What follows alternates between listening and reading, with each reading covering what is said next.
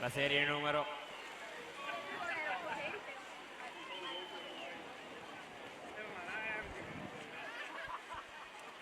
24, in corsia numero 1 Giorgia Gavioli, circolo nuoto Wisp, alla 2 Angelica Zarontonello, Città Sport Vicenza, alla 3 Asia Zonta, centro nuoto Losà,